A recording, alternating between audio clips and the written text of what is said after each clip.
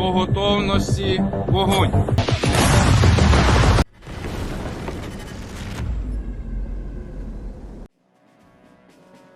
Ukrainian Su-27 pilots carried out a bold and unexpected precision strike on Russian troops hiding in a damaged building near Borsivka, northeast of Kharkiv. Intelligence had confirmed that a full Russian company had entrenched themselves in a basement, using the ruins as cover for operations. Over several days, Ukrainian scouts and drones monitored their movements, waiting for the ideal moment. Then, in a coordinated air assault, the Su-27s released guided munitions directly on the target, obliterating the structure and eliminating the occupying force. The strike showcases Ukraine's growing ability to combine surveillance, patience, and precision air power to destroy enemy concentrations deep behind the front. In the area under responsibility of the 3rd Brigade of Operational Assignment Spartan in the Pokrovsk direction, Russians attempted to break through by foot, motorcycles, and even electric scooters. Russian forces are pressing hard from multiple axes, east, south, and southwest, aiming to encircle Pokrovsk and sever key supply routes. Ukraine has repelled dozens of assaults, launched local counterattacks that regained ground around Pischane and Lysivka, and inflicted heavy losses, thanks to drone strikes and coordinated defensive actions. Ukrainian artillery struck a concentration of Russian troops constructing fortifications near the village of Stara Zborivka in Kherson region. Ukrainian-held areas of the Kherson region remain under constant Russian bombardment. Artillery, guided bombs, and kamikaze drones rain down daily, targeting civilian infrastructure, public spaces, and energy facilities. Recent strikes have caused significant blackouts across both Kherson and neighboring Mykolaiv, leaving tens of thousands without power. Attacks on bus stops and residential areas have added to the human toll, underscoring Russia's continued use of terror tactics far from the front. Despite the pressure, Ukrainian forces are not standing still. Utilizing advanced drones and precision strikes, they continue to hit Russian command posts and logistical hubs across the Dnipro River. These strikes have disrupted Russian supply lines and prevented any serious attempt at a river crossing or establishment of forward positions. Belarus has launched mobilization exercises in the Brest region, which borders Ukraine and Poland. The Belarusian Ministry of Defense announced the drills. The exercises will run between June 18th and 24th, during which regional military commissariats will notify and call up reservists. According to the ministry, participants will refresh their skills in handling weapons and equipment and conduct live-fire exercises with small arms. Special operations units of the Belarusian armed forces will also participate in the drills. In May, the Brest region hosted a training event for conscripts from Belarus's territorial defense forces.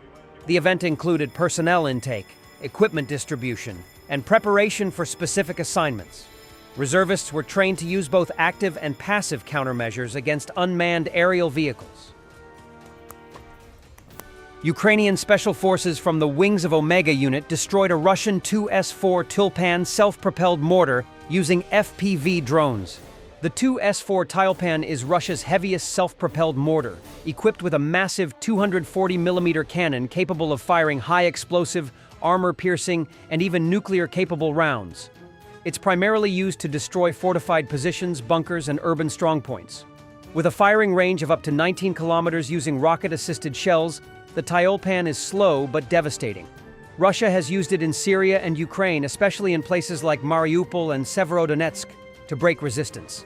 Its rare appearances often signal an attempt to crush stubborn Ukrainian defenses with overwhelming firepower. Border Guard artillery units are targeting Russian forces in the Kramatorsk and Kupiansk directions, as well as in the area of the Serebryansky forestry. As a result, 9 enemy shelters, 2 drone control points, and 3 infantry groups have been destroyed. Russian forces continue intense strikes on Kramatorsk city, using UAVs like Molnia drones and artillery, regularly hitting both industrial areas and civilian zones. Though damage to buildings and infrastructure is frequent, civilian casualties have been limited thanks to Ukrainian air defenses and rapid emergency responses. On the Kupiansk front, Russian forces have established bridgeheads across the Oskil River, notably near Dvorichna, and are pushing to expand toward Kupiansk. North Korea will send thousands of military construction workers and deminers to support reconstruction work in Russia's Kursk region, Russian state media reported, another sign of expanding military partnership between the two nations. Russian state news agency RIA Novosti cited top Russian security official Sergei Shoigu as saying that North Korea will dispatch 1,000 deminers as well as 5,000 military construction workers to the Kursk region. The agency said Shoigu spoke during a visit to Pyongyang for a meeting with North Korean leader Kim Jong-un.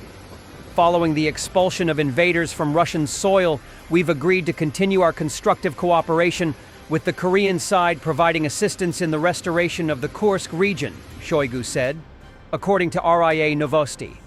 North Korea has already sent thousands of troops and conventional weapons to support Russia's war against Ukraine. Washington and Seoul have said North Korea may seek Russian technology transfers that could enhance its nuclear weapons program. During a visit to Pyongyang earlier this month, Shoigu and Kim Jong-un had discussed rebuilding the Kursk region, according to Russian state media. Russia's TASS news agency earlier reported Shoigu arrived in the North Korean capital on Tuesday on an unspecified special mission from Putin and was expected to meet with Kim. North Korean state media didn't immediately confirm the visit. In April, Pyongyang and Moscow officially confirmed the deployment of North Korean troops to Russia for the first time, saying that soldiers of the two countries were fighting alongside each other to repel a Ukrainian incursion into Russia's Kursk border region. Putin thanked North Korea at the time for its participation in the war and promised not to forget their sacrifices. Also in April, South Korea's spy agency told lawmakers that North Korea suffered 4,700 casualties, including 600 deaths, on the Russia-Ukraine battlefronts. The National Intelligence Service said that 15,000 North Korean laborers have also been sent to Russia under bilateral industrial cooperation programs, according to lawmakers who attended the NIS's closed-door briefing. External pilots from the 413th Raid Battalion of Ukraine's Unmanned Systems Forces struck a Russian K-148 Yastreb AV artillery reconnaissance radar.